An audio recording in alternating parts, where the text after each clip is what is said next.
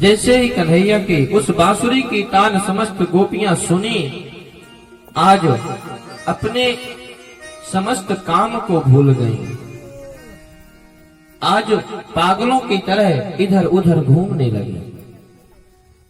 उस बांसुरी की तान में आज सब वह गोपियां सीधे कन्हैया की तरफ खींची हुई जा रही हैं। जो गोपी काम कर रही थी वह उस काम को छोड़ करके सीधे कन्हैया के पास भगने लगी, उस बांसुरी की धुन को सुन करके।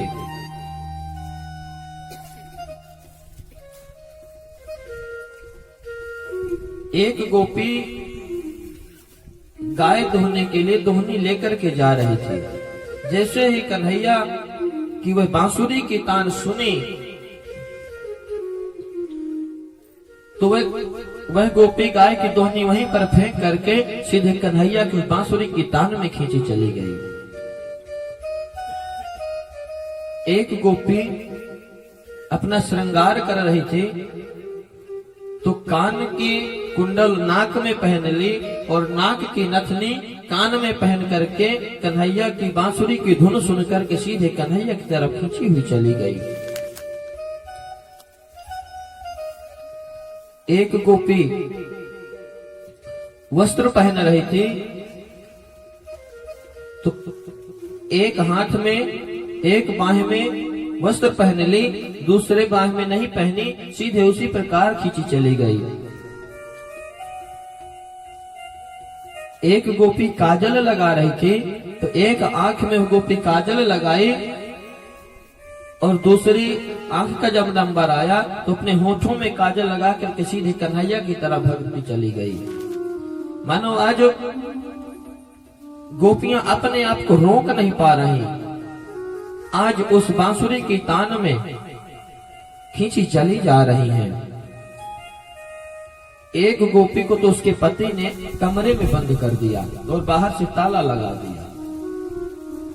वह गोपी अंदर ही कन्हैया का ध्यान किया, वहीं पर अपने इस पंच भौतिक शरीर को त्याग करके सबसे पहले वही गोपी पहुंच गई थी कन्हैया के पास जिसे ताला में के अंदर बंद कर दिया गया था। राजा परीक्षित कहते हैं कि प्रभु गोपियों की इतनी ऊंची स्थिति कैसे हो गई।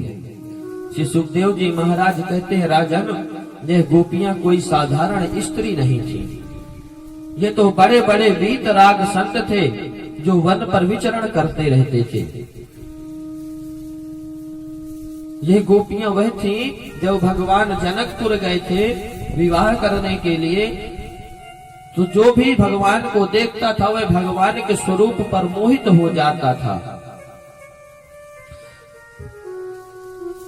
राजन, यह सब बड़े सिद्ध कोटि के संत थे जो ब्रज की गोपियां बन करके आए थे। आज भगवान के उस दिव्य महारास में यह समस्त गोपियां आज तक प्रतीक्षा कर रहे थे कि कब हमें ऐसा अवसर मिलेगी। और जैसे ही गोपियां दौड़ते हुए समस्त भान को भूल करके भगवान के पास पहुंची तो भगवान क्या कहते हैं कि स्वागतम वो महाभागा प्रियं किं करवाणि वः ब्रजस्यानामयं कक्षे प्रोतागमन कारणम। स्वागतम वो महाभागा, आओ आओ आओ देवियां, आपका स्वागत है। जैसे ही देव गोपियां ऐसा वचन सुनी कन्हैया के प्रसन्न हो गई। मन में विचार करती हैं यदि हमें बंसी बजा करके बुलाए हैं तो हमारा स्वागत कर रहे हैं। जैसे ही गोपियां ऐसा मन में विचार बनाए तो तुरंत कन्हैया अगला प्रश्न कर दिए कि ब्रूता गमन कारणम। आ तो गई हो, स्वागत है आपका, लेकिन क्यों आई हो? आपका आना क्यों हुआ इस जंगल में रात में? कैसे आना हुआ आप हमें बताएं। अब तो जैसे ही कन्हैया इस प्रकार के प्रश्न पूछने लगे तो अब समस्त गोपियां नीचे मुंह करके खड़ी हो गईं, कि ये कोई बात है पूछने वाली। पहले तो बांसुरी बजा करके बुला रहे हैं, फिर पूछ रहे क्यों आए हो। आज गोपियां निरुत्तर है, उत्तर नहीं दे रही हैं, मौन है, चुपचाप खड़ी हैं। आज भगवान मानो गोपियों के मुंह से उस प्रेम को प्रकट करवाना चाहते हैं और सब गोपियां चुपचाप मौन खड़ी हैं। भगवान आज गोपियों के पीछे पड़े हैं कि आज इनके मुख से कहलवा करके छोड़ूंगा। भगवान कहते हैं अच्छा आज शरद पूर्णिमा की रात है। शरद पूर्णिमा की रात की चांदनी बड़ी शोभायमान होती है। तो कन्हैया कहते हैं कि अच्छा शरद पूर्णिमा की चांदनी रात को देखने आई हो, लेकिन इस जंगल में बड़े भयानक शेर और हाथी रहते हैं, इस बात का भी ध्यान रखना चाहिए। तब कहती हम चांदनी देखने नहीं, इस तरह सिर हिलाती हैं। तो फिर कन्हैया कहते हैं अच्छा तो फिर घर में झगड़ा करके आई हो, अपने पति से झगड़ा करके आई हो। गोपियां सिर हिला देती कि नहीं झगड़ा भी करके नहीं आई है। कन्हैया कहते हैं कि जब झगड़ा करके नहीं आई, चांदनी रात देखने नहीं आई, तो क्या मुझसे मिलने के लिए आई हो। तो गोपियां कुछ नहीं बोल रही। आज गोपियां चुपचाप मौन खड़ी हैं और अपने पैर के अंगूठे से जमीन की मिट्टी खोद रही हैं। ये अक्सर लड़कियों की आदत होती है, जब कोई डांटता है तो चुपचाप मौन खड़ी रहती हैं और धीरे धीरे अपने पैर के अंगूठे से जमीन खोदने लगती है ना। आज कन्हैया गोपियों से कहलवाना चाहते हैं, उस प्रेम को प्रकट करवाना चाहते, लेकिन गोपियां कुछ कह नहीं रही। भगवान कहते हैं कि श्रवणाद दर्शनाद ध्यायन् मयि भावोऽनुकीर्तनात् न तथा सन्निकर्षेण प्रतीयात् ततो ग्रहान्। आप अर्धरात्रि में अपने अपने घर को छोड़ करके आए हैं, अब कीर्ति होगी आपकी, इसलिए अब घर चले जाओ और घर में जा करके मेरे स्वरूप का ध्यान करो, मेरा चिंतन करो। आज भगवान स्पष्ट कह रहे हैं कि जाओ। आज गोपियों, आज समस्त गोपियां अपने मन में जो मनोरथ लेकर के आई थे, आज सारे मनोरथ भंग हो गए। गोपियां कहती हैं कि यदि हम इसी प्रकार से चुप खड़े रहेंगे तो ये उपदेश ही देते रह जाएंगे। तब समस्त गोपियां मिल करके एक स्वर में प्रणय गीत गाती हैं कि मैवं विभोर्हति भवान् गदितुं न संसं सत्यञ्च सर्व विषयांस्तव पादमूलम् भक्ता भजस्व दुर्वग्रहमान् त्यजास्मान् देवो यथादिपुरुषो भजते मुमुक्षुनो। इस प्रणय गीत के माध्यम से कहना चाहती हैं गोपियां कि हे प्रभु, इस प्रकार से हमारा परित्याग ना करो। हम कैसी कैसी अपने मन में आशाएं लेकर के आए थे, इस मुरली की मधुर तान सुन करके दौड़ी चले आई थी प्रभु, और हम जैसे यहाँ आप तमाम प्रकार के उपदेश सुनाने लगे। क्या हम उपदेश सुनने के लिए आए हैं? और आपको उपदेश देने का अधिकार कौन दे दिया? कहते ना तो हम उपदेश लेने आए हैं, ना आपको देने का अधिकार है। जब हम सुनना नहीं चाहते तो क्या आप हमें जबरदस्ती पकड़ करके सुनाएंगे? हमारे परम पूज्य गुरुदेव भगवान अक्सर एक बात कहा करते हैं, प्रवचन में कहते हैं कि जो बात आपको सुनना है वह बात हमें सुनाना नहीं है, और जो बात हमें सुनाना है उस बात को आपको सुनना नहीं है। लड़ाई बहुत भारी है, इसलिए इसमें कुछ कंप्रोमाइज करना पड़ेगा, क्योंकि जो बात आपको सुनना वह हमें सुनाना तो है नहीं, ये बात पक्की है। जो हमें सुनाना है वह भी आपको सुनना हो तब तो बात बनेगी, नहीं तो बात बिगड़ी है। यही बात आज गोपियां कहती हैं, कहती हैं प्रभु आप हमारे मनोरथ को भंग ना करें, प्रभु हमें यह उपदेश नहीं सुनना। आज जैसे ही गोपियां इस प्रकार से कही तो भगवान आज कहते हैं कि धन्य है तुम ब्रज की गोपी हो। आज भगवान गोपियों का हर तरह से परीक्षण करके देख लिए कि इनके मन में कहीं कोई राग तो नहीं है, कहीं काम क्रोध तो नहीं है।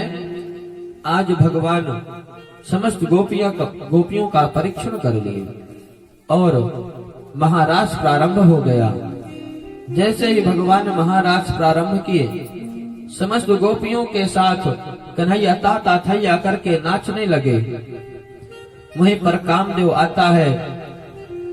कामदेव अपने सारे बाण चलाता भगवान के ऊपर, सारे बाण कामदेव के निष्फल हो जाते हैं और वहीं से कामदेव हार करके चला जाता है और भगवान का एक नाम अच्युत कर देता है। बोले अच्युत भगवान की जय हो।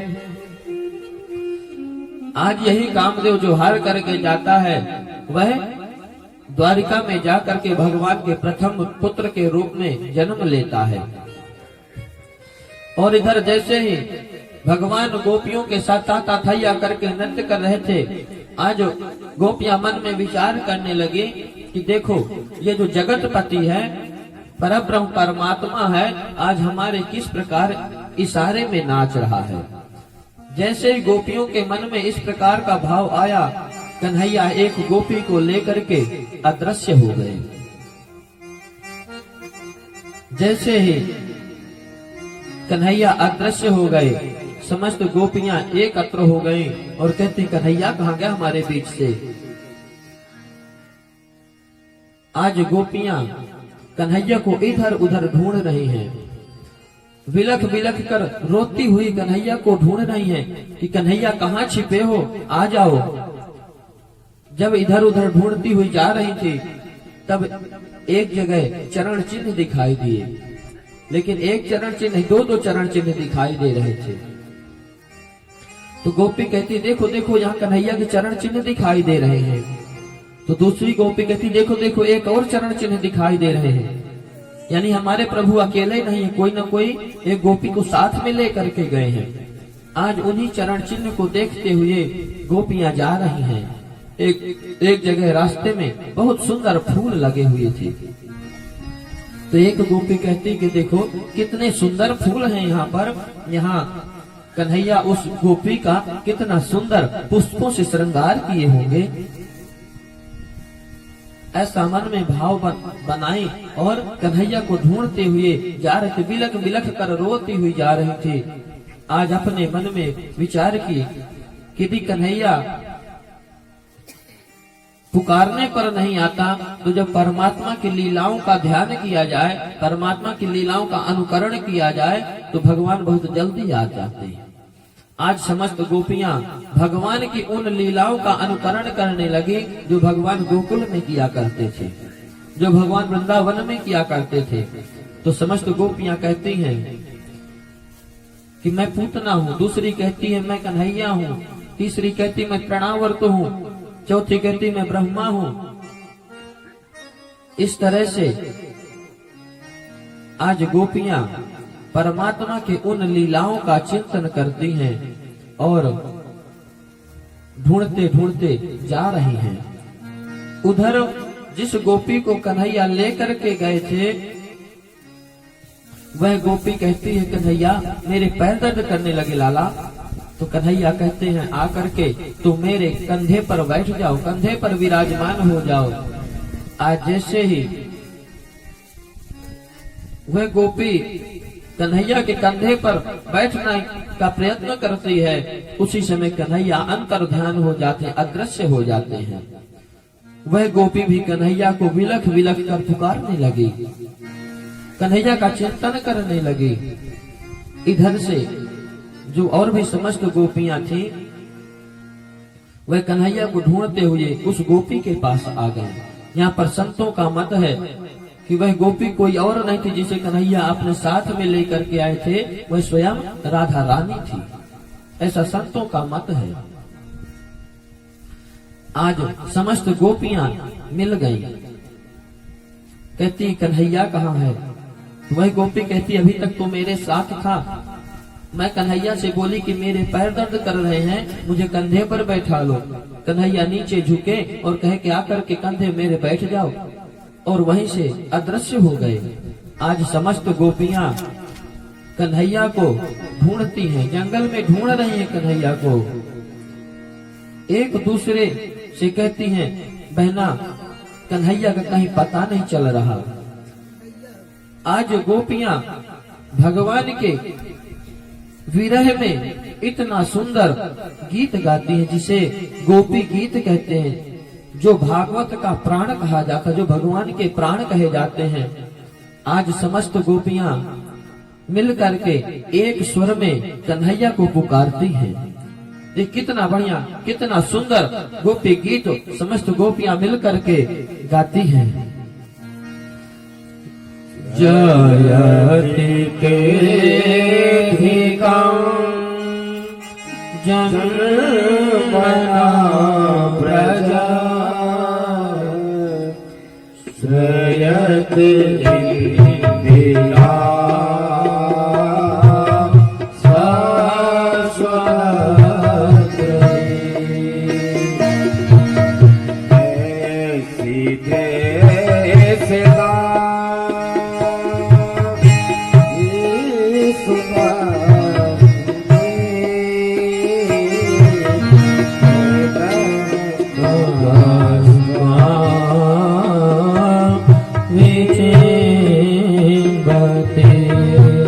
कहती हैं गोपियां कि जयति तेधिकं जन्मना व्रजः। कन्हैया आप उस यशोदा के लाल नहीं हो, जो कन्हैया हमारे यशोदा का लाला है, आप वह नहीं हो। इति जन्मना व्रजः, जब से आप इस ब्रज में आए हो तब से इस ब्रज की कितनी सुंदर महिमा बढ़ गई है। देखिए आए किस प्रकार से कहती हैं गोपियां।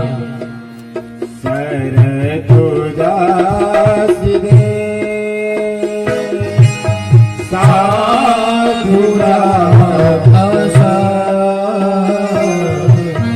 सरसी जो श्री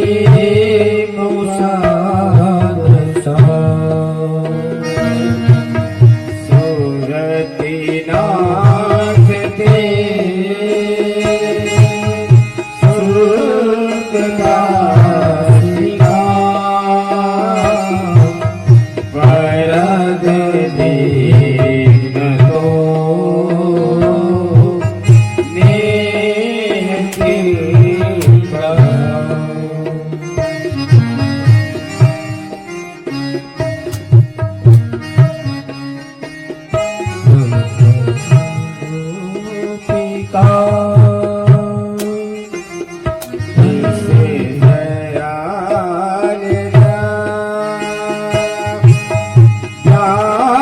Yeah.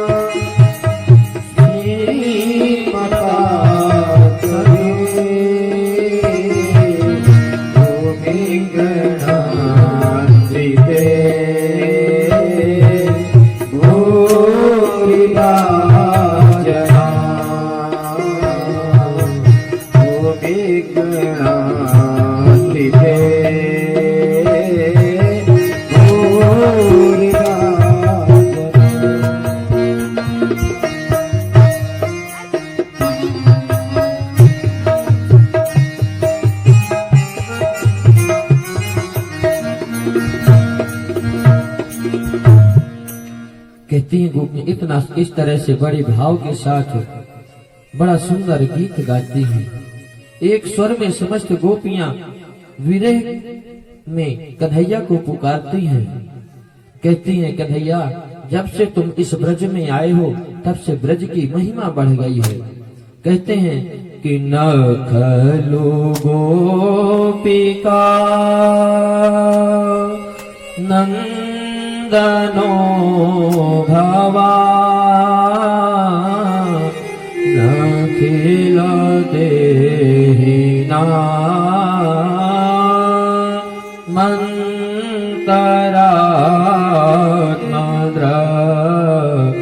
विघन सार्थितो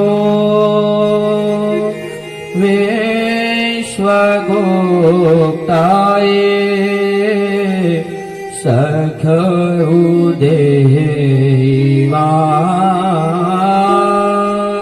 सांत्वतां कुले। कहती न खालू गोपिका नंदनो, हमारी गोपिका का हमारी यशोदा का जो लाला है वो इतना निष्ठुर नहीं है। तुम हमारी यशोदा मैया के लाला हो नहीं सकते क्योंकि कन्हैया इतना निष्ठुर नहीं है। फिर कहती हैं कि यदि हमारे मन में ऐसा भाव आ भी गया था तो क्या कोई अपने भक्त को इस प्रकार से छोड़ करके जाता है? कोई माँ अपने बालक को छोड़ करके कितनी देर तक रह सकती है? क्या नहीं रह सकती। फिर कहती हैं गोपियां कि फणी फणार्पिता ते पदाम्बुजा कृणु कुचे सोना क्रंधिरक्षया। कहती गोपियां कि प्रभु जैसे आप कालिया नाग के थानों पर ताता थैया करके नृत्य करके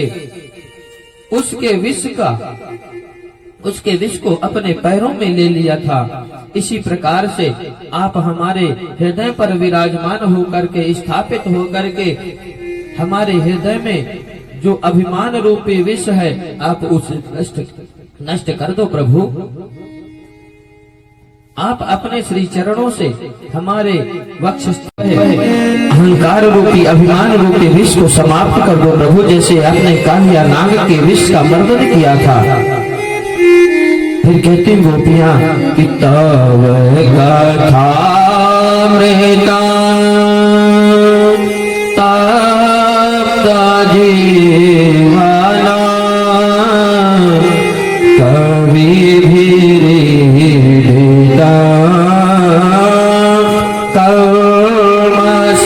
कल्मषापहा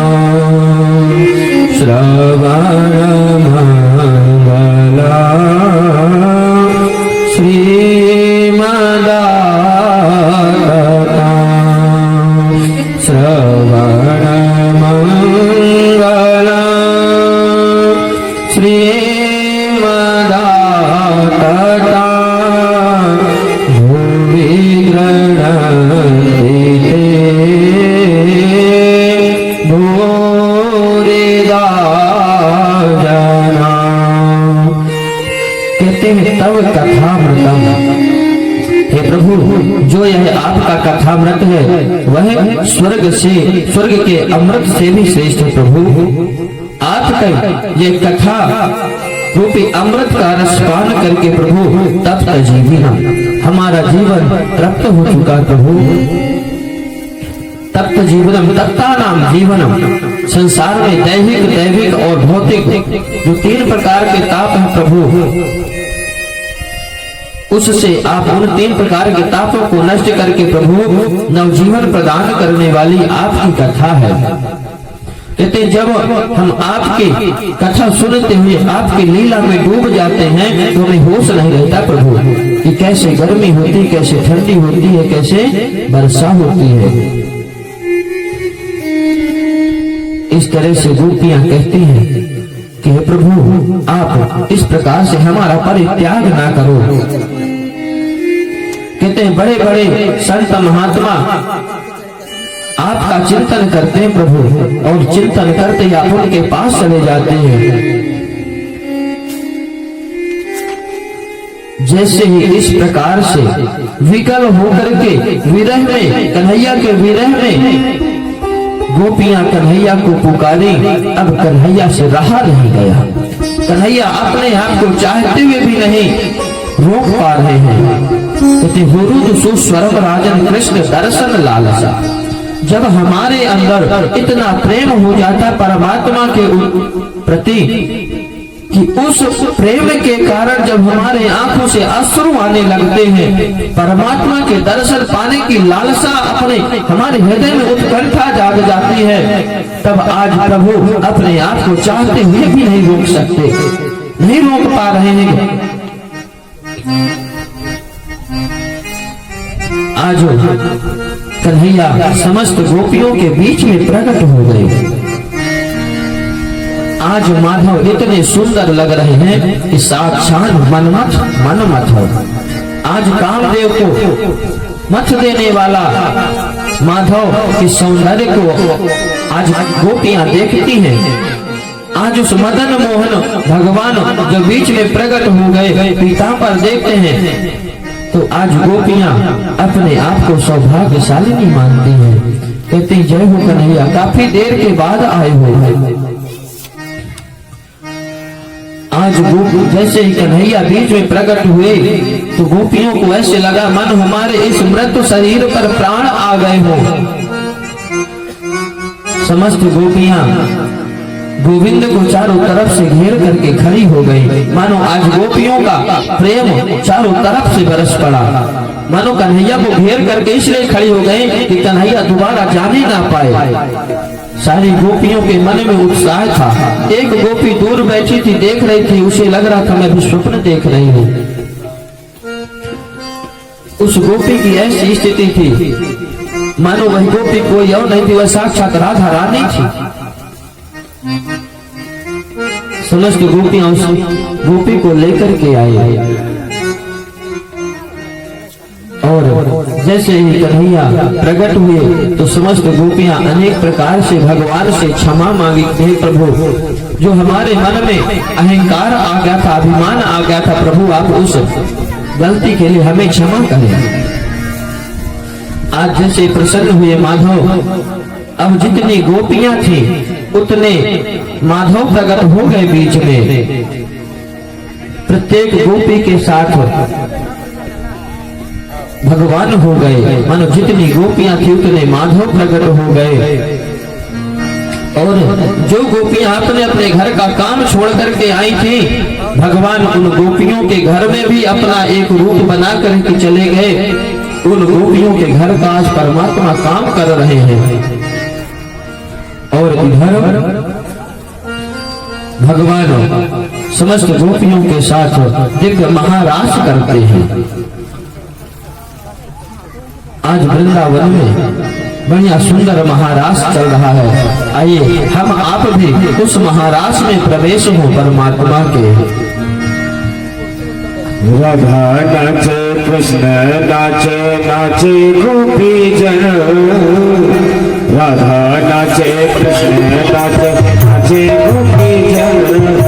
मन मेरो मन सब हो, मन मेरो मन गयो सखी पावन वृंदावन। मन मेरो मन गयो सखी पावन वृंदावन। राधा नाचे कृष्ण नाचे, नाचे गोपी जन। राधा नाचे कृष्ण नाचे, नाचे गोपी जन। मन मेरो मन गयो सखी पावन वृंदावन। मन मेरो मन गयो सखी पावन वृंदावन।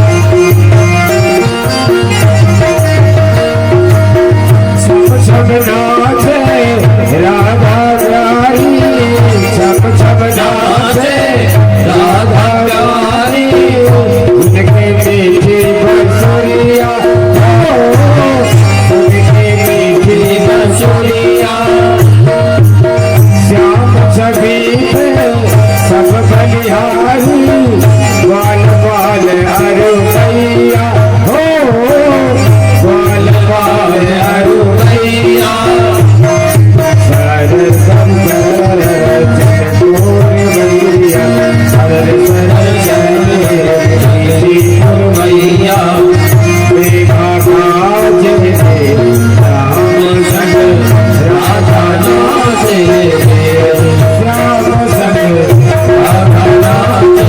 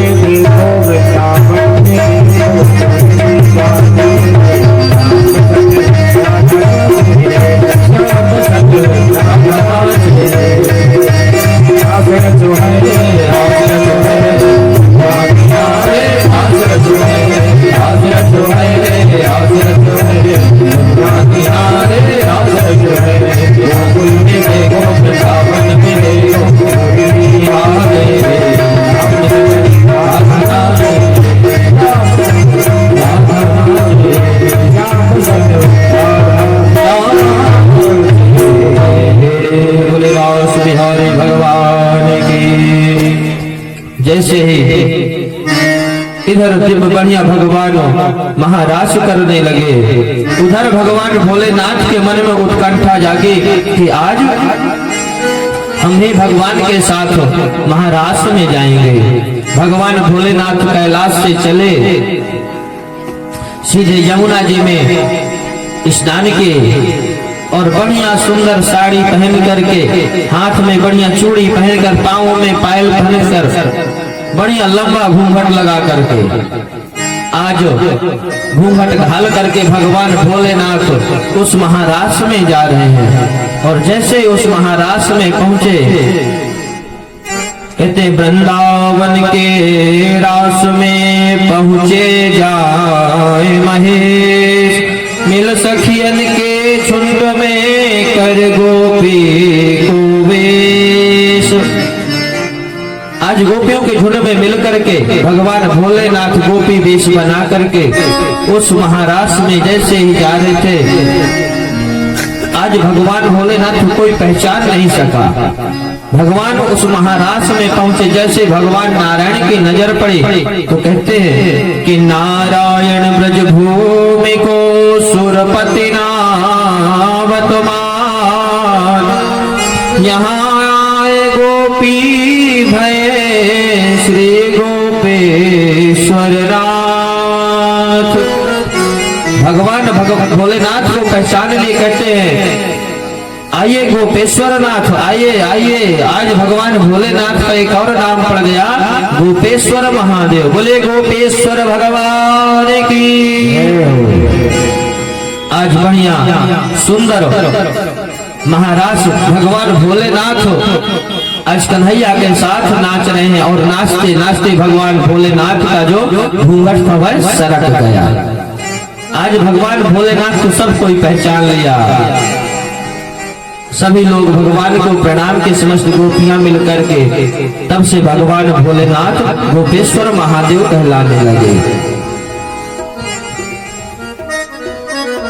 श्री सुखदेव जी महाराज कहते हैं कि राजन, जो प्रेम पूर्वक भगवान का चिंतन करते हुए जो इस रास पंचाध्याय का श्रवण करता है, गोपी गीत का श्रवण करता है, उसके हृदय में काम रोग सर्वथा समाप्त हो जाता है। हृदय रोग समाप्त हो जाता है, हृदय रोग उसे कभी नहीं होता। इस तरह से श्री सुखदेव जी महाराज राजा परीक्षित को महाराज का वर्णन बतलाया।